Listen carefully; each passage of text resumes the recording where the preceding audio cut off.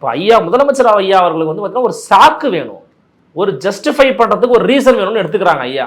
அது கன்வின்சிங்காக இல்லை. மக்களுக்கு எனக்கு பொறுத்த வரைக்கும் மக்களுக்கு பணம் கிடைச்சதா மகிழ்ச்சி, சந்தோஷங்கிற விஜய் கருத்தை நான் அதில் வரவே இருக்கிறேன். சந்தோஷமாக வாங்கிக்கோங்க, வாங்கிட்டு விசில் அடிச்சு அனுப்பிச்சிருங்க. அதில் நான் உரண்படுறேன். விசிலெல்லாம் காதில் ஊதக்கூடாது, ரொம்ப தப்பு, கோவம் வரும், பிடிச்சி தூரம் அடிச்சிருவாங்க. அதெல்லாம் பண்ணக்கூடாது. நான் யாருக்கு ஓட்டு போடுங்கலாம் சொல்ல வரல. அந்த 5000 வாங்கிங்க. ஏன் தெரியுமா? அது உங்கள் பணம், நம்ம பணம். ஏன் முதல்ல 28 மாதம் கொடுக்கவே இல்லையே முதலமைச்சர்? முதல்ல அப்புறம் தானே கொடுத்தாரு.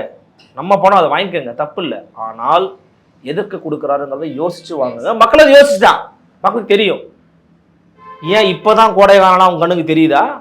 அதான் எடப்பாடி கேட்குறாரு, தோல்வி பயத்தின் வெளிப்பாடுங்கிறாருல.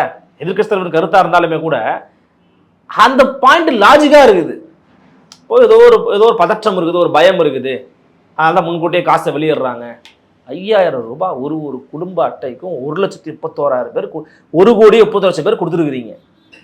ஆனா இதுல ரிவர்ஸ் ஆக கூட வாய்ப்பு இருக்குது. என்ன தெரியுமாமா?